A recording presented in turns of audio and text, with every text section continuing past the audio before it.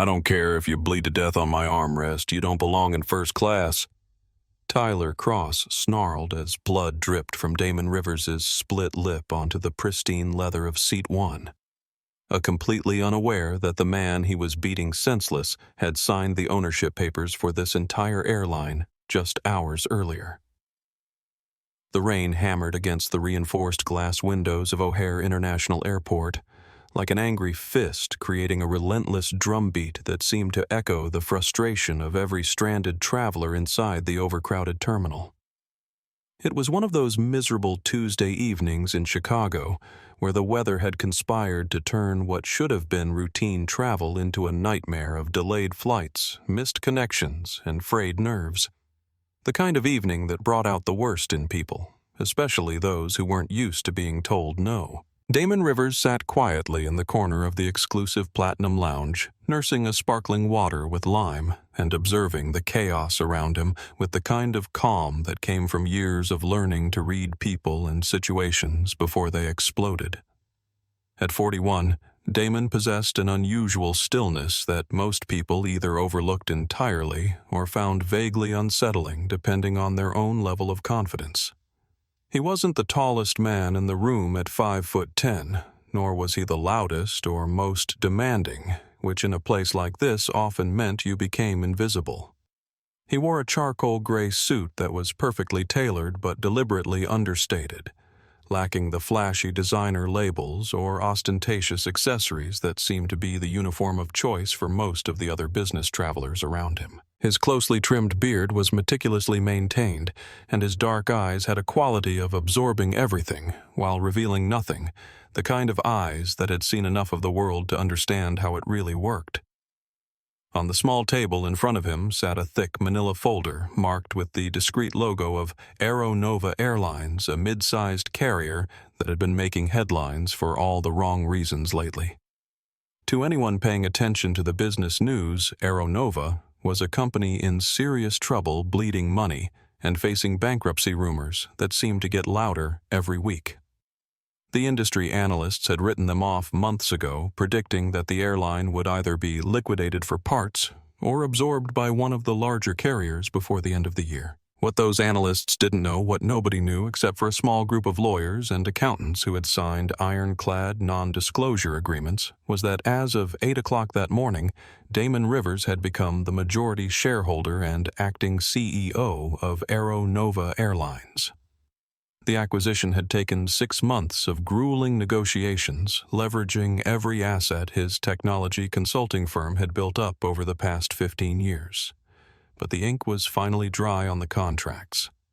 The press release wouldn't go out until tomorrow morning, and the board of directors wouldn't be informed until he walked into their emergency meeting in Dallas on Thursday, but the company was his now. He had booked this flight to New York under his middle name, wanting to experience the service from the ground level before he made his ownership public to see exactly what kind of operation he had just purchased and what needed to be fixed first. His mother's voice echoed in his mind as he watched a particularly obnoxious passenger berate a gate agent at the counter across the terminal. Baby, she had told him when he was 12 years old and had come home crying after being called names at school. The world is going to test you every single day of your life. Some people will try to make you feel small because of the color of your skin, because of where you come from, because they think they're better than you. But you remember who raised you, and you show them the kind of man I'm raising. You don't have to fight every battle, but when you do fight, you make sure it counts for something bigger than just yourself. His mother had worked as a flight attendant for Aero back in the 80s, back when the company had been a scrappy regional carrier with dreams of competing with the major airlines. His father had been a mechanic in their maintenance hangars, coming home every night with grease under his fingernails and stories about the planes he had helped keep safely in the air. Both of his parents had been laid off during the company's first major downsizing in the 90s. Casualties of the corporate efficiency experts, who had decided that loyalty and experience were less valuable than cheaper labor and outsourced maintenance. The irony that their son now owned the company that had discarded them was not lost on Damon, and it was a big part of why he had been willing to risk everything he had built to save this particular airline. He checked his expensive but understated watch and saw that boarding for first class was about to begin. As he gathered his things and prepared to head to the gate, he noticed a commotion near the check-in counter that was growing louder and more aggressive by the minute. A tall, blond man in an expensive suit was towering over one of the gate agents, his voice carrying across the terminal as he unleashed a torrent of entitled fury that made other passengers stop and stare. The man causing the disturbance was Tyler Cross, and at 38 years old, he had spent his entire adult life getting his way through a combination of wealth connections and sheer aggressive persistence.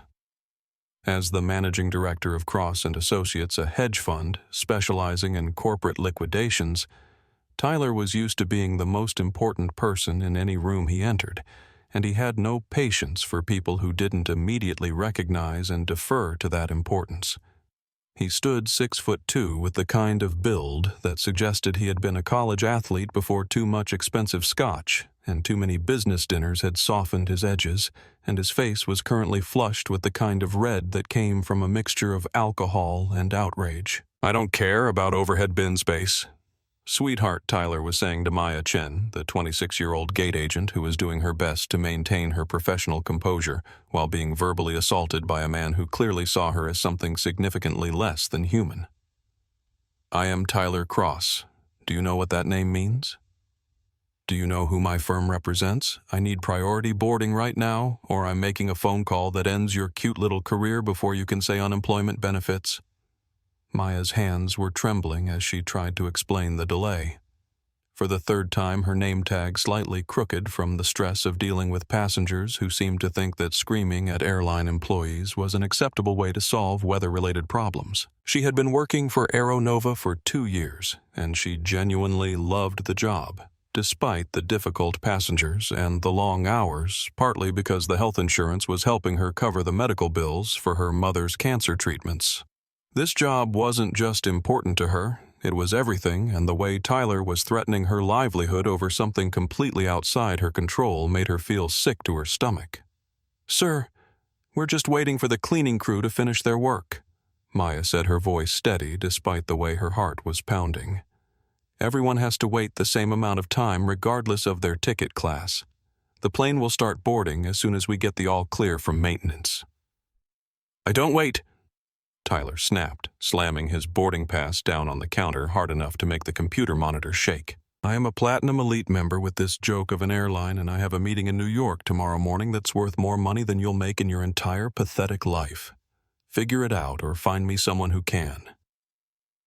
That was when Damon stepped forward, moving with the kind of calm, measured pace that suggested he was someone who had dealt with bullies before and wasn't particularly impressed by their tactics. His voice was quiet but carried clearly across the gate area when he spoke, projecting just enough authority to cut through Tyler's shouting without escalating the situation unnecessarily. "She's doing her job," Damon said, simply looking directly at Tyler with the kind of steady gaze that made most people uncomfortable. "The plane isn't going anywhere without wings, and yelling at her isn't going to make the cleaning crew work any faster. Maybe you should consider relaxing." Tyler spun around to face this unwelcome interruption, his bloodshot eyes quickly scanning Damon from head to toe, taking in his dark skin, his quiet demeanor, and his lack of visible designer labels or status symbols. Tyler's lip curled into the kind of sneer that came naturally to someone who had spent his entire life categorizing people into those who mattered and those who didn't, and he had immediately placed Damon firmly in the second category. "Excuse me," Tyler said, his voice dripping with the kind of condescension that was meant to put people back in their place. "Did the help just speak to me? I'm having a conversation with this young lady about customer service, and I don't recall asking for your input." The temperature in the gate area seemed to drop several degrees as other passengers realized they were witnessing something more serious than just another travel delay tantrum. Several people pulled out their phones, either sensing that they were about to see something worth recording or simply wanting to document Tyler's behavior in case they needed to provide witness statements later. Maya's face went pale as she recognized the dangerous turn the conversation had taken, and she began looking around desperately for her supervisor. Damon didn't blink, didn't raise his voice, and didn't step backward despite Tyler's obvious attempt to physically intimidate him. Instead, he simply held Tyler's gaze with the kind of calm confidence that suggested he had been in situations like this before and wasn't particularly concerned about how they ended. "I'm a passenger just like you," Damon said evenly, "and I'd advise you to lower your voice and treat the staff with the respect they deserve for doing their jobs under difficult circumstances." Tyler let out a harsh, barking laugh that contained no humor whatsoever. "A passenger in first class, right. I'm sure you're flying up there with frequent flyer miles and upgrade certificates, probably your first time seeing how the other half lives. Why don't you stay out of adult conversations and let the people who actually pay for premium service handle their business?" Before Damon could respond to that particular insult, the intercom crackled to life with an announcement that boarding for first-class passengers was now beginning. Tyler shouldered past Damon with deliberate roughness, nearly knocking the manila folder from his hands, and muttered something under his breath that sounded very much like, "Stay in your lane, boy." Damon took a deep breath, centering himself with the kind of mental discipline that had served him well in boardrooms and business negotiations, where keeping his temper was the difference between success and failure. "Patience," he told himself quietly, watching Tyler swagger toward the gate like he owned the entire airport. "Watch and learn. Document everything." The first-class cabin of the Aeronova 737 was a perfect example of everything that was wrong with the airline's current management priorities, and Damon found himself mentally cataloging the necessary improvements as he made his way down the narrow aisle. The leather seats were cracked and faded, showing their age in a way that suggested the company had been cutting corners on maintenance and refurbishment for years. The carpet was worn thin in the high-traffic areas, and the overhead bins looked like they hadn't been properly cleaned in months. It was the kind of shabby decline that happened when accountants made all the decisions and nobody bothered to ask what the passenger experience actually felt like.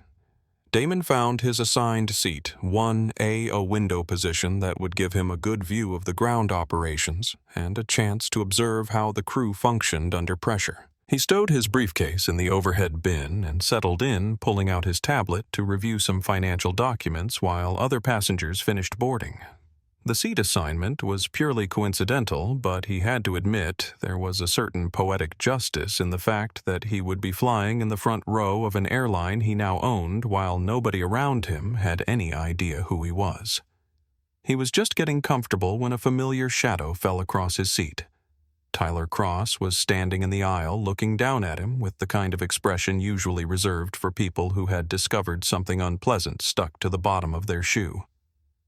"You're in my seat," Tyler announced, his voice carrying that particular tone of absolute certainty that wealthy people used when they expected immediate compliance with their demands. Damon looked up from his tablet, glanced at his boarding pass, and then checked the small brass placard on the armrest that clearly displayed 1A in raised numerals. "This is seat 1A, he said calmly. "According to my ticket, this is where I'm supposed to be sitting. My ticket says 1A, and I always sit in 1A. Tyler insisted, leaning down into Damon's personal space in a way that was clearly meant to be intimidating. The smell of expensive scotch and stale cigarettes was overpowering, suggesting that Tyler had been drinking heavily in the airport lounge while waiting for the flight. The computer system must have screwed something up when they processed the upgrades. "I'm a Platinum Legacy member, which means I get priority seating. You need to move to 1B. Damon looked over at seat 1B, which was literally 18 inches away in the exact same row with the exact same legroom and amenities. "It's the same seat configuration," he pointed out reasonably. "The only difference is window versus aisle. Why don't you just sit there?" Tyler's face was already flushed from alcohol, but now it darkened to an even deeper shade of red as he realized that this passenger was actually going to argue with him instead of immediately deferring to his obvious superiority. "I want the window seat," Tyler said through gritted teeth. and I don't want to sit next to you."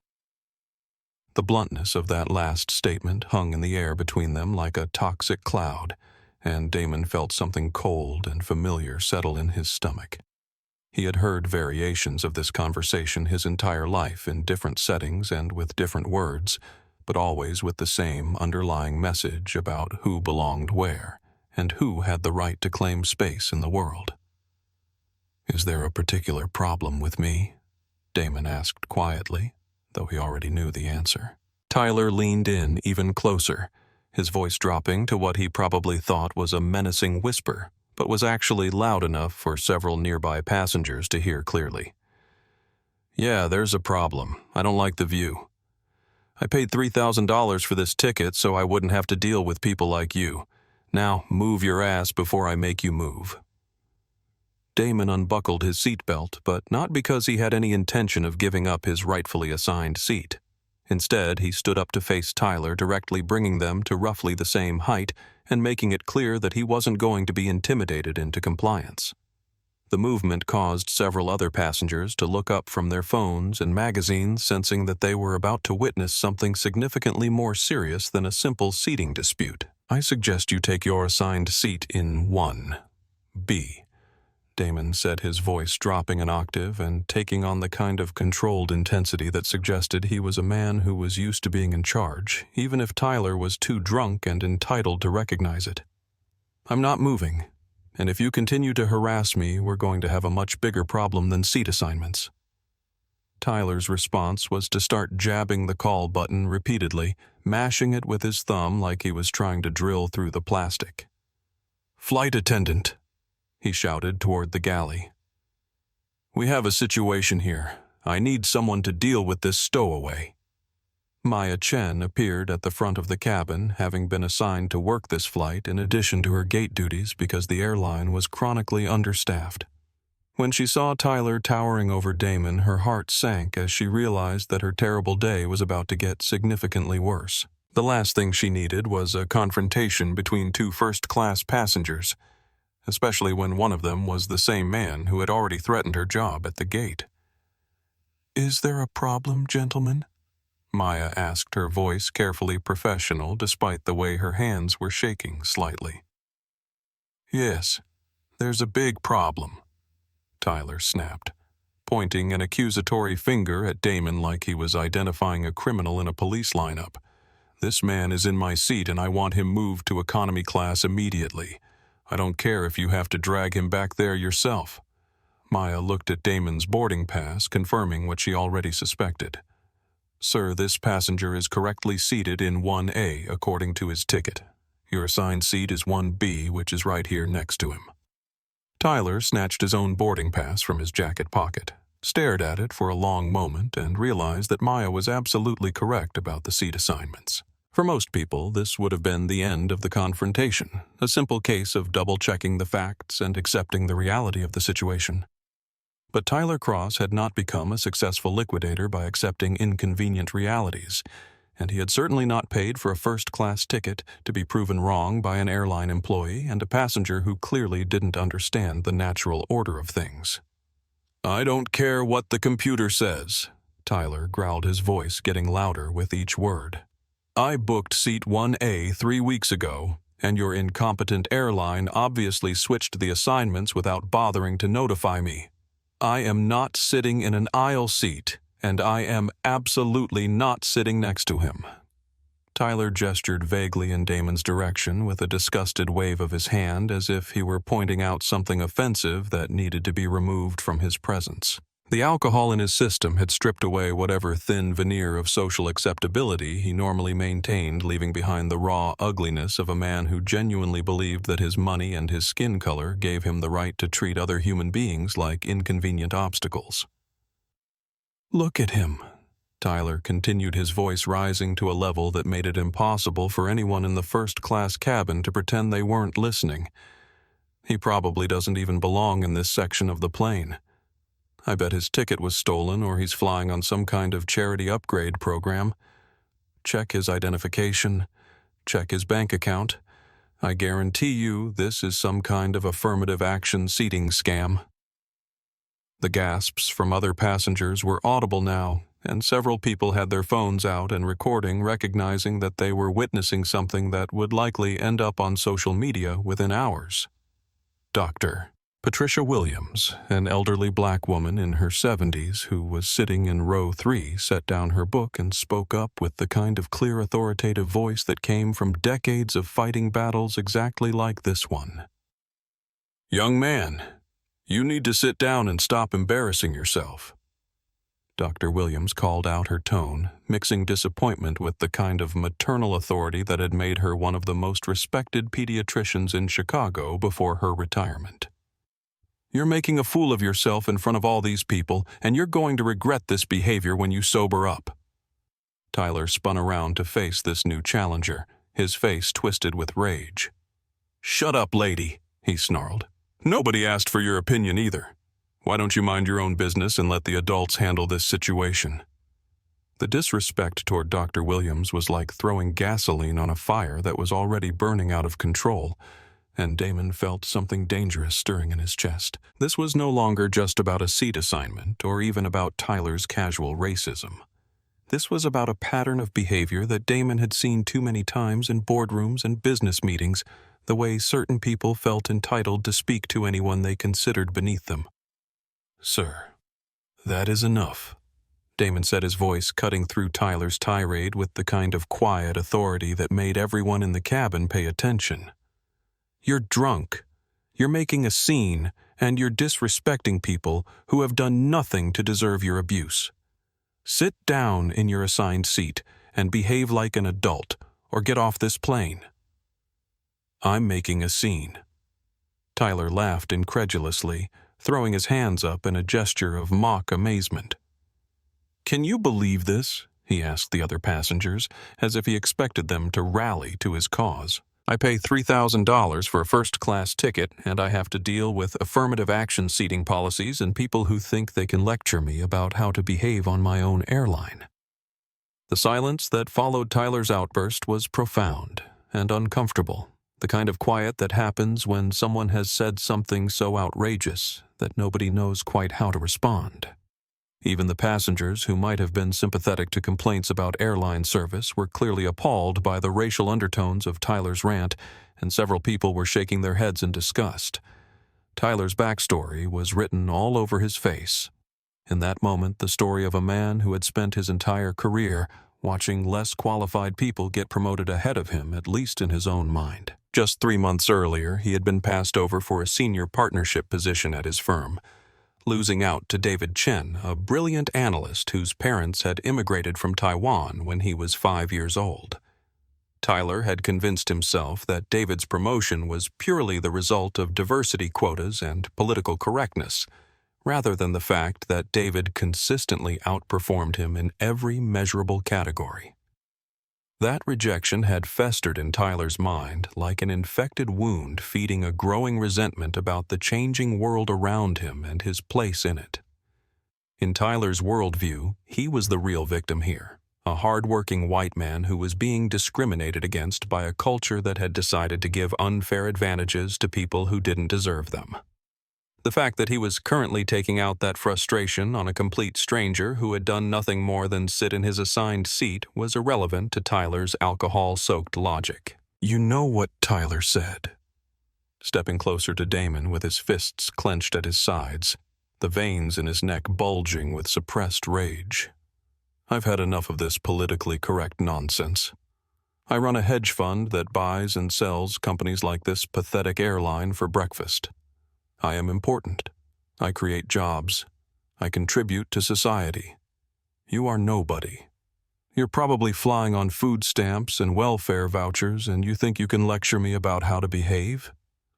Damon remained perfectly still, his hands open and visible, his posture non-threatening despite Tyler's obvious escalation toward violence. He could feel the weight of every passenger's attention on them, could sense the phones recording every word and every gesture, and he knew that whatever happened in the next few minutes would likely define how this entire situation was remembered and reported. For the last time, Tyler said, his voice dropping to a menacing whisper, "Get out of my seat, or I will make you get out of my seat." Damon's response was quiet but absolutely firm. No.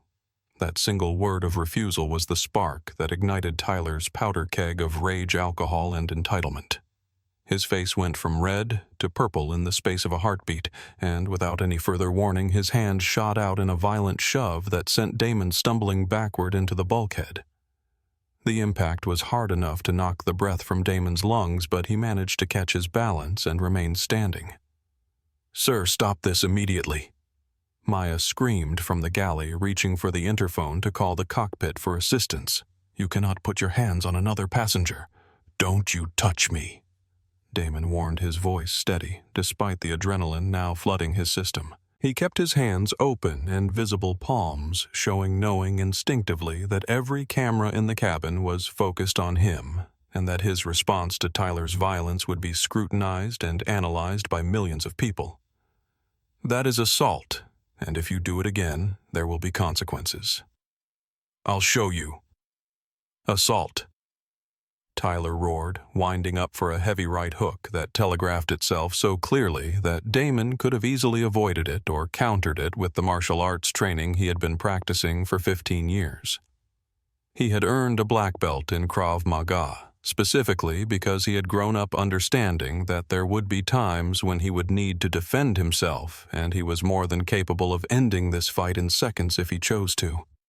But Damon Rivers was a strategist above all else, a man who thought 3 moves ahead in every situation, and he understood something that Tyler's alcohol-clouded brain could not grasp. If Damon fought back, if he used his training to defend himself effectively, the narrative would become 2 men fighting on airplane, a story of mutual combat between equally responsible parties. That narrative would obscure the real issue here, would allow Tyler's behavior to be dismissed as just another travel dispute that got out of hand. Damon needed the moral high ground to be absolutely unassailable. He needed the world to see exactly who Tyler Cross was and what he represented without any ambiguity or room for interpretation. He needed Tyler to reveal himself completely, and the only way that would happen was if Damon absorbed whatever punishment Tyler wanted to dish out while maintaining his own dignity and restraint. So when Tyler's fist came flying toward his face, Damon made a conscious decision to take the hit. The punch connected with his jaw with a sickening crunch that echoed throughout the cabin, the force of it snapping his head to the side and sending him stumbling back into his seat. He tasted copper immediately as his lips split open and he could feel blood beginning to flow down his chin. "Oh my God!" shrieked a woman in row 2, her hands flying to her mouth in horror. "Someone help him." Damon slumped in his seat for a moment, dazed but conscious, his head ringing from the impact. He raised one hand to his mouth and pulled it away, covered in bright red blood, then looked up at Tyler with an expression that somehow managed to convey disappointment rather than fear or anger. "Is that it?" Damon whispered, his voice thick but still audible to the recording phones. Tyler, fueled by the adrenaline rush of violence and the satisfaction of finally putting someone in what he considered their proper place, was not inclined to stop with just one punch. "Stay down where you belong," he snarled, grabbing Damon by the lapels of his expensive suit and dragging him partially out of the seat. Tyler's knee came up hard, driving into Damon's ribs with enough force to crack bone. The pain was immediate and blinding, shooting through Damon's torso like a lightning bolt, but he forced himself to remain focused on the bigger picture. Every blow Tyler landed was another nail in his own coffin, another piece of evidence that would be impossible to explain away or rationalize. "Stop him!" Dr. Williams was shouting now, her medical training kicking in as she watched a man being systematically beaten in front of her. "Someone needs to stop this right now."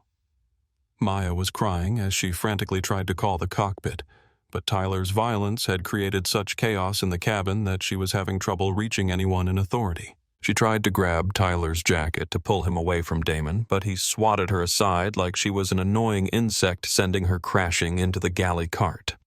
Sodas and ice went flying everywhere, adding to the surreal nightmare of the scene. Captain Elena Vasquez burst through the cockpit door, having heard the commotion despite the closed door and the sound of the engines. "Back off, right now," she commanded, her voice carrying the authority of someone accustomed to being obeyed in life or death situations. But Tyler was beyond listening to reason or authority figures. He landed another punch to Damon's eye, then another to his ribs, his alcohol-fueled rage having transformed him into something barely recognizable as human. Damon curled up defensively, protecting his head and vital organs, while continuing to endure the beating with a kind of stoic dignity that made Tyler's behavior look even more monstrous by comparison. "Let him finish," Damon thought to himself, even as he felt a rib crack under Tyler's assault. "Let everyone see what this man really is." James Rodriguez, a young Marine who was sitting in row 4, had seen enough. He jumped up from his seat along with David Kim, a tech executive, who had been watching the assault with growing horror, and together they tackled Tyler, dragging him off Damon and pinning him to the floor of the aisle. "Get off me!" Tyler screamed, thrashing against their restraint like a wild animal. "Do you know who I am? Do you have any idea what kind of legal trouble you're in for touching me?" Damon slowly pulled himself upright, using the armrest for support as pain shot through his cracked ribs with every movement. His left eye was already swelling shut, and blood continued to flow from his split lip, staining his white dress shirt and the charcoal suit that had been pristine just minutes earlier. He looked like he had been hit by a truck, but when he stood with his back straight and his shoulders squared, projecting a dignity that Tyler's violence had been unable to touch. He wiped the blood from his mouth with the back of his hand, looking down at the crimson stain on his skin with an expression of calm consideration. Then he looked at Maya, who was still sobbing on the floor, surrounded by spilled sodas and ice, and at Dr. Williams, whose face was etched with concern and barely contained fury. Finally, his gaze settled on Tyler, who was still screaming obscenities while being restrained by the 2 passengers who had intervened. Damon reached into the inner pocket of his jacket, moving slowly and deliberately so that nobody would mistake his intentions. The movement made everyone in the cabin tense up, thinking he might be reaching for a weapon, but instead he pulled out his cell phone. He didn't call 911 or airport security. Instead, he scrolled through his contacts and hit speed dial for a number that very few people had access to. The phone rang twice before a crisp, professional voice answered. "Good evening, Mr. Rivers," said Robert Chen, the Chief of Operations for O'Hare International Airport, and one of the few people who knew about Damon's acquisition of Aeronova Airlines. "This is Damon," he said, his voice thick and distorted from the swelling in his lip, but still carrying unmistakable authority. "Initiate Protocol 0 immediately." There was a brief pause on the other end of the line, and Damon could hear the gravity of the situation registering in Robert's voice when he responded. "Protocol 0, sir. That's a complete terminal shutdown and fleet grounding." "Are you absolutely certain Tyler, still pinned to the floor but able to hear the conversation, let out a wet, scoffing laugh that sprayed blood from his own split lip? "Protocol 0, he wheezed mockingly. "What is this, some kind of action movie? You watch too much television, boy. Nothing is going to happen because you made a phone call." Damon looked directly at Tyler as he spoke his next words into the phone, his voice cold and precise as surgical steel. "I said shut it down, Robert. Ground the entire fleet, cancel this flight, and get airport security and the FBI to Gate 42 immediately. I have a passenger who just committed aggravated assault against the owner of this airline." He hung up the phone and leaned down so that only Tyler could hear his next words spoken in a whisper that somehow managed to be more terrifying than any shout could have been. "You wanted to know who I am," Damon said quietly. "I'm the man who's about to ruin your entire life." The silence that followed was heavy and expectant, broken only by the sound of Tyler's labored breathing and the distant rumble of thunder outside the aircraft. For exactly 3 seconds, nothing happened, and Tyler opened his mouth to deliver another mocking response about movies and fantasy scenarios. Then the engines began powering down. The steady hum that had been vibrating through the aircraft's structure since they had pushed back from the gate gradually faded to nothing, replaced by an eerie quiet that made everyone's ears pop slightly as the air pressure shifted. The cabin lights flickered once, then surged to full brightness, bathing the scene in harsh, unforgiving illumination that made the blood on Damon's face look even more shocking. Outside the windows, the tarmac suddenly exploded into activity. Red and blue lights reflected off the wet pavement, bouncing off the aircraft's fuselage in a dizzying display that looked like something from a disaster movie.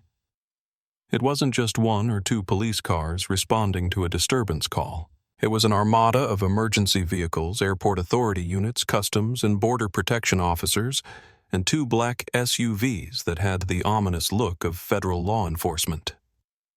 "Ladies and gentlemen," came Captain Vasquez's voice over the intercom, sounding shaken, but trying to maintain professional composure. "Please remain seated with your seatbelts fastened. We have been ordered by the control tower to shut down engines and hold our current position. Security personnel are boarding the aircraft immediately." Tyler's struggles against the passengers restraining him took on a new intensity, panic finally breaking through his alcohol-fueled bravado. "Get off me!" he gasped, his voice cracking with the first hint of real fear. "This is insane. This is a mistake. You're making a huge mistake." The aircraft's main door, which had been sealed for departure, was struck from the outside by what sounded like a battering ram. Maya, still shaking from the trauma of the assault she had witnessed, managed to disarm the emergency slide and crack open the door. Cold Chicago air rushed into the cabin, carrying the smell of jet fuel rain and impending justice. 4 officers in full tactical gear stormed through the aircraft door like they were raiding a terrorist hideout, their hands resting on their weapons as they surveyed the scene of blood, scattered beverage carts, and terrified passengers. The lead officer, a sergeant with 20 years of experience in high-pressure situations, took one look at the tableau in front of him and immediately understood that this was not a typical airline disturbance. "Police! Nobody move!" The sergeant commanded, his voice cutting through the cabin like a blade.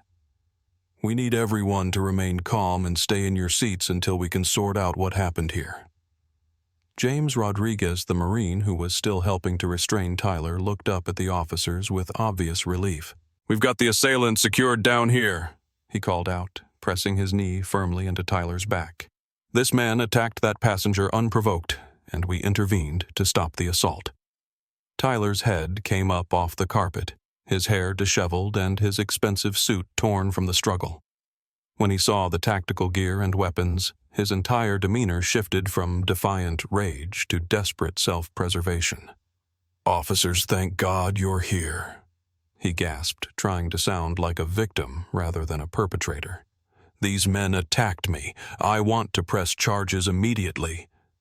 That man there," he jerked his chin toward Damon, "he provoked me, and then these passengers assaulted me when I tried to defend myself."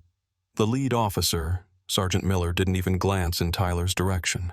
Instead, his eyes swept the cabin until they found Damon Rivers, who was sitting on the edge of his seat holding a blood-stained napkin to his split lip. Even battered and bleeding, there was something about Damon's bearing that commanded respect, a quality of quiet authority that made it immediately clear who the real victim was in this situation. Sergeant Miller walked directly past Tyler's prone form, ignoring his continued protests and demands for attention.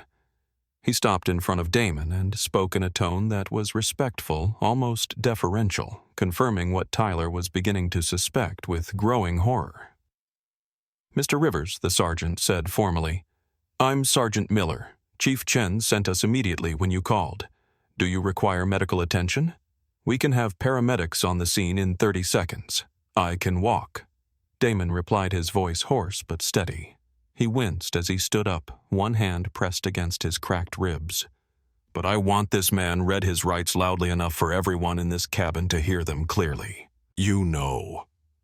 "This guy," Tyler screamed from the floor, his voice rising to a pitch that bordered on hysteria. "This is corruption.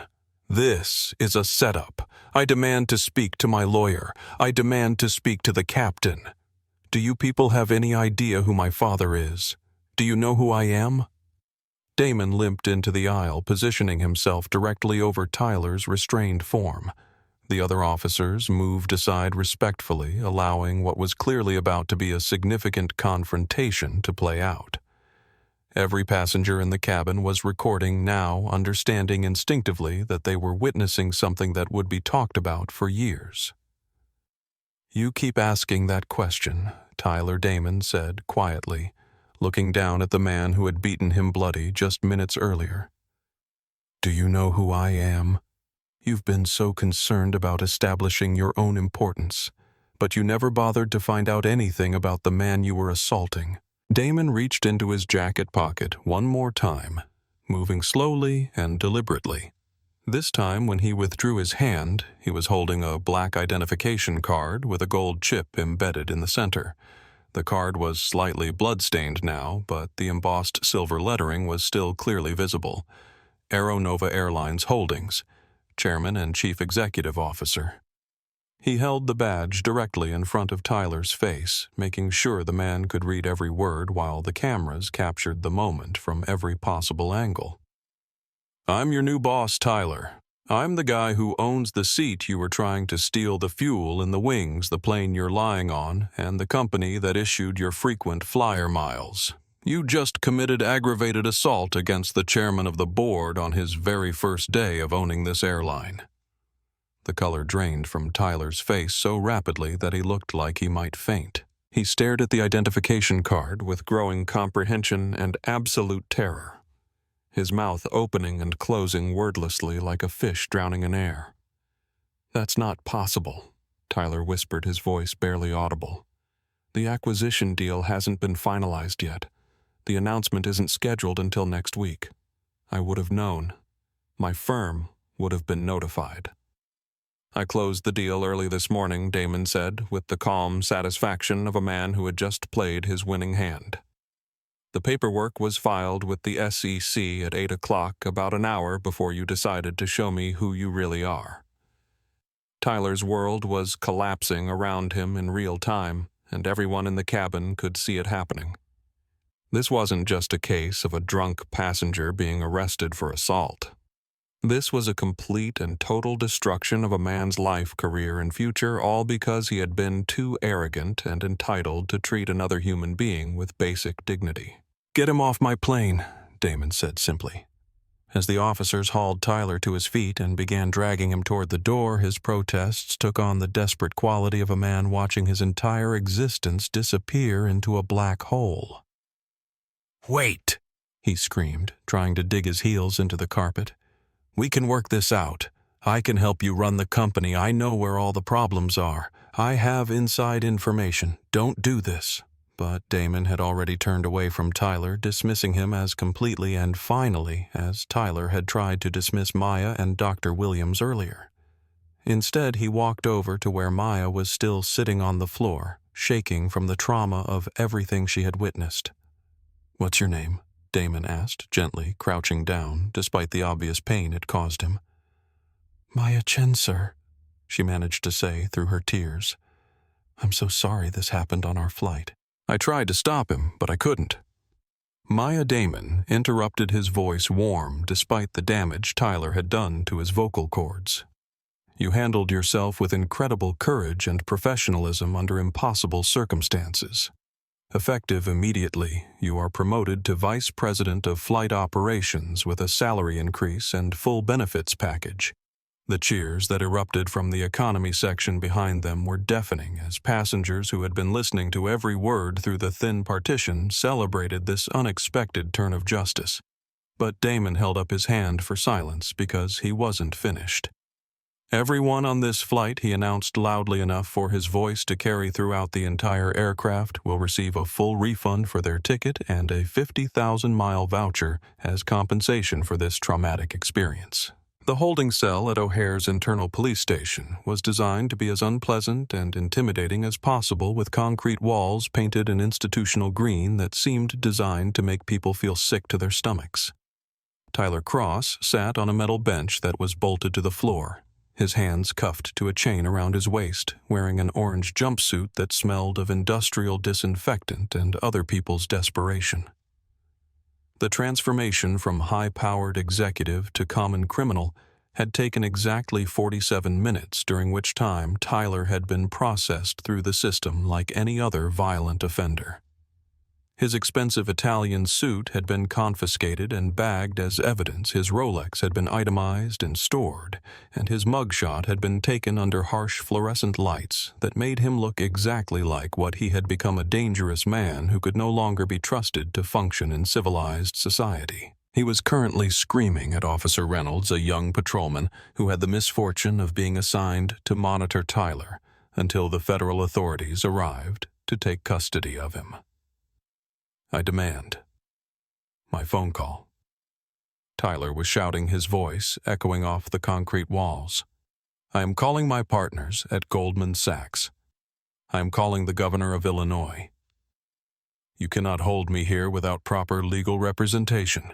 It's aggravated battery on federal property and interference with a flight crew, Officer Reynolds said calmly, not looking up from the paperwork he was completing. Those are federal charges, Mr. Cross. You'll get your phone call when the FBI decides you can have it. You people are making the biggest mistake of your careers. Tyler snarled, pacing back and forth in the small cell like a caged animal. That man is not the owner of Aeronova Airlines. He's running some kind of elaborate con game. Aeronova is owned by Aurora Capital Management, and I am personally flying to New York to handle their liquidation proceedings. I am the managing director of Cross and Associates. We are the firm they hired to strip the assets. The heavy metal door to the holding area buzzed and clicked open with an electronic lock that sounded like a death knell. Tyler straightened up, expecting to see his high-priced attorney walking through the door to rescue him from this nightmare. Instead, Damon Rivers entered the room, moving carefully but under his own power. Damon had been cleaned up by the paramedics with butterfly bandages covering the worst of his cuts and a compression wrap around his ribs beneath a fresh white shirt that someone had brought him from the airline's administrative offices. He carried a heavy file box in his hands, and he was followed by Thomas Walsh, Aeronova's longtime general counsel, who looked like he was struggling not to smile. You, Tyler said, backing against the concrete wall as far as his restraints would allow. You've kept this charade going long enough to get me arrested, but it ends now. How much did you pay these cops? How much is this costing you to maintain this fantasy? Damon set the file box on the metal table and pulled out a thick document bound in blue legal folders. He slid it across the table toward Tyler without saying a word, his expression calm and patient. Do you recognize this? Damon asked.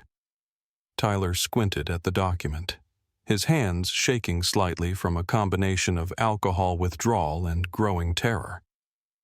It looks like a merger and acquisition agreement. It is, Damon confirmed. Specifically, it's the acquisition agreement for Aeronova Airlines. You mentioned Aurora Capital.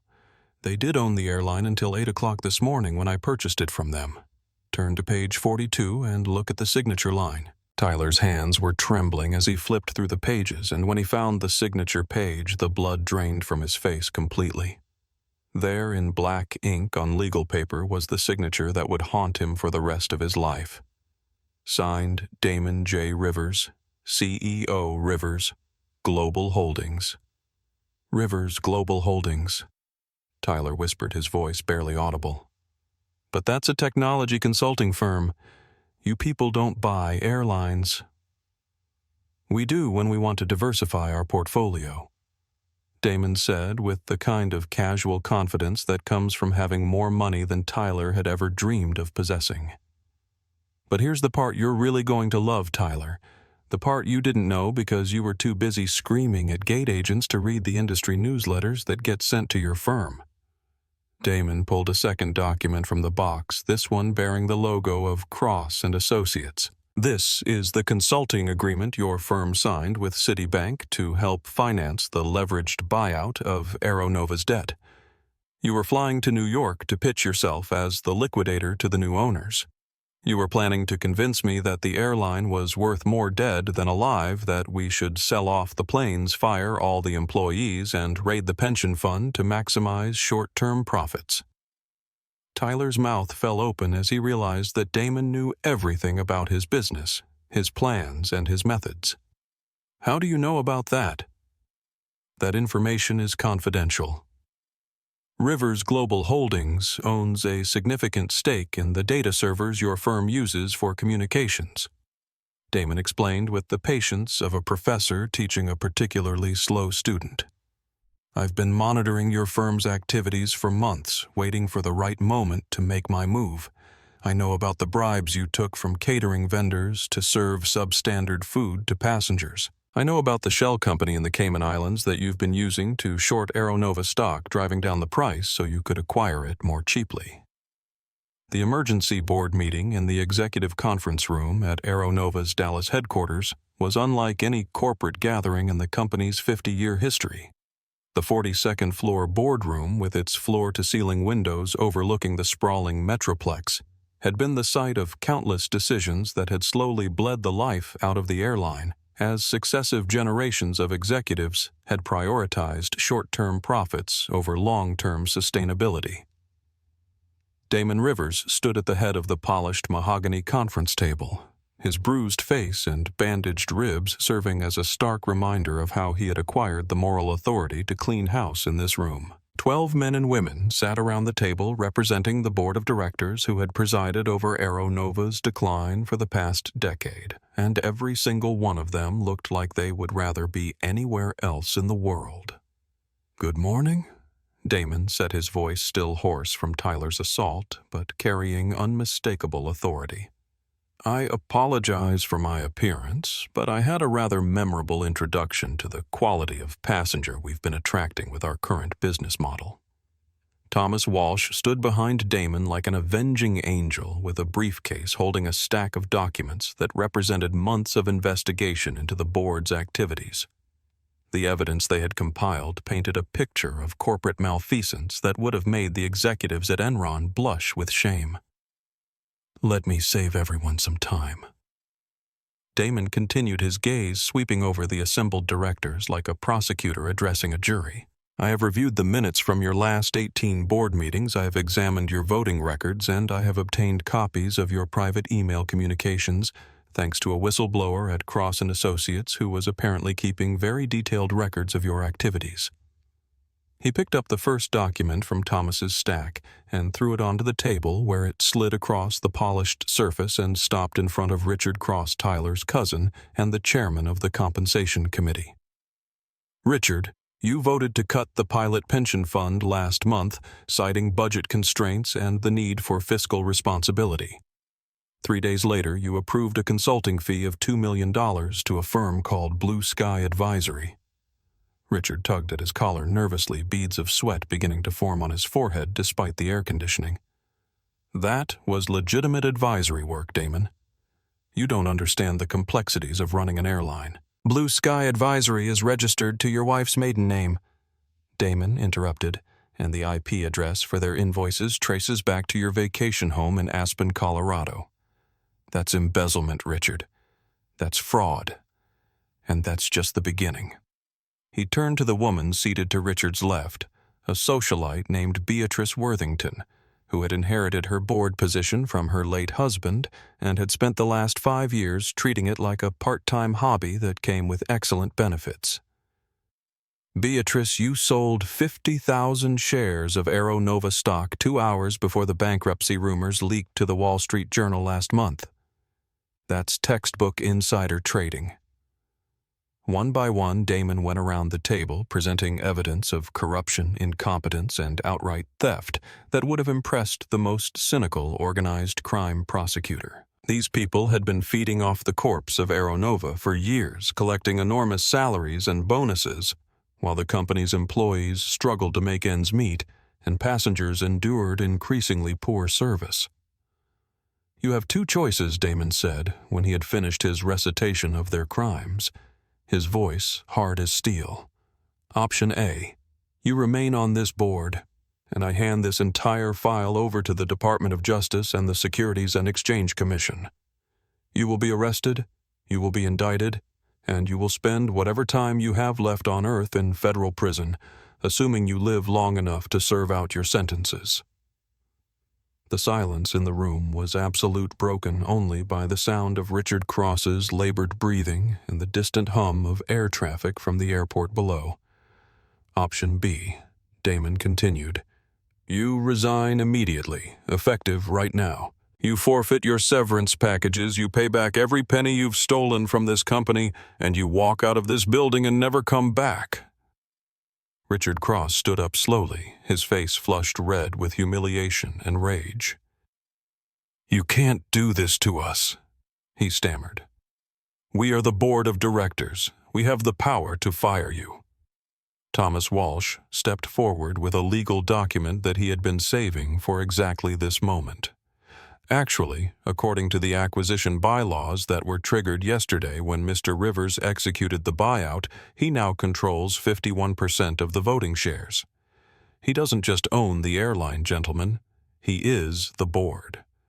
6 months later, the main maintenance hangar at Dallas-Fort Worth International Airport had been transformed into something that resembled a massive town hall, meeting crossed with a family reunion. The cavernous space, usually filled with the mechanical symphony of hydraulic lifts, pneumatic tools, and jet engines being disassembled for inspection, now echoed with the voices of over 4,000 Aeronova employees who had gathered to witness what many of them were calling the most important moment in the company's history.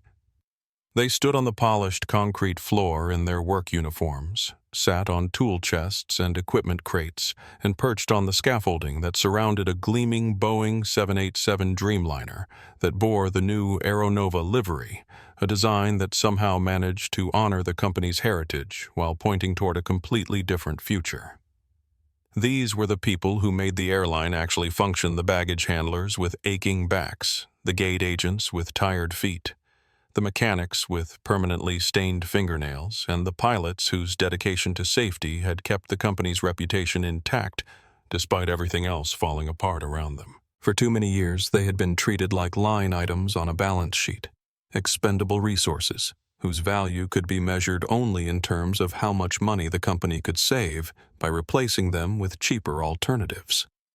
Today, Damon Rivers was about to change that calculation permanently. When he walked onto the temporary stage that had been erected beneath the nose of the massive aircraft, the silence that fell over the hangar was immediate and complete. He still bore the fading evidence of Tyler Cross's assault, a yellowing bruise around his left eye, and a slight stiffness in his movements that spoke to cracked ribs that were still healing. But his presence filled the vast space with an energy that was part celebration and part revolution. He wore a simple white dress shirt with the sleeves rolled up, no tie, no jacket, no expensive accessories that might create distance between himself and the people he was addressing. In his hand, he carried a single piece of paper, not because he needed notes for what he was about to say, but because what was written on that paper would change the lives of everyone in the hangar. I'm not going to give you a corporate speech. Damon began, his voice carrying clearly through the space without amplification, reaching every corner of the hangar through the power of absolute silence. I'm not going to talk about market share or profit margins or quarterly projections, because those numbers have nothing to do with why I bought this company. He paused, looking out over the sea of faces, seeing in them the reflection of his own parents who had given their working lives to an industry that had discarded them when it was convenient. Last week, I took a flight on one of our planes, and I got the hell beaten out of me by a passenger who thought that the color of my skin determined whether I belonged in first class. But you know what hurt more than the punches? What hurt was hearing him call the people who work for this airline the help, as if serving others was something to be ashamed of, instead of something to be proud of. A murmur of recognition rippled through the crowd, because every person in that hangar had experienced some version of Tyler Cross's contempt, had been treated like they were invisible by passengers who saw them only as obstacles to their own comfort and convenience.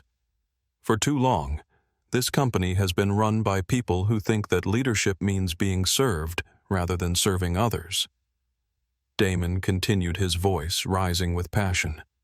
People who thought that cutting your healthcare benefits was smart business, that freezing your wages was necessary for competitiveness, that treating you like replaceable parts was the key to profitability. He held up the piece of paper in his hand, and the silence in the hangar became so profound that the only sound was the distant hum of aircraft engines from the runways beyond. Effective immediately, I am implementing something that no major airline has ever done before. I am transferring 40% of Aeronova's voting stock into an employee ownership trust. You are no longer just workers for this company. You are partners in its success. The silence held for exactly 3 heartbeats, as if 4,000 minds were processing information too good to be true. Then the hangar exploded with sound, a roar of joy and celebration that seemed to shake the massive aircraft above them. People were hugging strangers, crying with relief and vindication, chanting Damon's name like he had just announced the end of a war that they had been fighting their entire careers. Maya Chen, who had been promoted to vice president of flight operations and was standing near the stage, found herself thinking about her mother's medical bills and the constant stress of wondering whether she would be able to keep her job long enough to pay them off. That fear was gone now, replaced by something she had never experienced in a workplace before: the feeling of being valued not just for what she could do, but for who she was as a human being. Dr. Patricia Williams, who had flown down from Chicago specifically to witness this moment, stood in the crowd with tears streaming down her cheeks, remembering the civil rights battles of her youth and recognizing this moment as another victory in the long struggle for dignity and justice. She thought about all the times she had been told that change was impossible, that powerful people would never voluntarily give up their advantages, and she felt a profound sense of hope for the future. As the celebration continued around him, Damon's thoughts turned to Tyler Cross, who was currently serving the first year of a 20-year federal prison sentence in a minimum security facility in Pennsylvania. The man who had beaten him bloody for the crime of sitting in his assigned seat had lost everything: his career, his reputation, his freedom, and most of his wealth, which had been seized to pay restitution to Aeronova's shareholders. But more importantly, Tyler had lost something else during his time in prison. In a letter that had been delivered to Damon's office just last week, Tyler had written words that would have been impossible to imagine 6 months earlier. I understand now that I never saw people like you as fully human, and I am spending every day trying to figure out how to live with what that made me do. I don't expect forgiveness, but I wanted you to know that the change you're making matters more than you'll ever know. The transformation was complete not just for Aeronova Airlines, but for everyone whose lives had been touched by that terrible day and its extraordinary aftermath. Justice had been served not through vengeance, but through the creation of something better than what had existed before. True power isn't about the volume of your voice or the cost of your suit. It's about character, dignity, and how you treat those who can do nothing for you. Tyler Cross learned that when you build success by stepping on others, the fall hits harder and lasts longer. Damon Rivers showed us that real leadership means protecting the vulnerable and creating opportunities for everyone to succeed. In a world full of people who use their privilege to tear others down, choose to be someone who lifts others up. Stand your ground when it matters. Protect those who need protection. And remember that how you treat people when you think nobody is watching reveals who you really are. If this story of justice and transformation moved, you smash that like button and share it with someone who needs to see what real leadership looks like. What would you have done if you witnessed Tyler's assault on Damon? Would you have intervened immediately like James Rodriguez recorded everything, like Dr. Williams, or tried to de-escalate the situation? Let us know in the comments below, and don't forget to subscribe to our channel for more stories of courage overcoming injustice and ordinary people doing extraordinary things when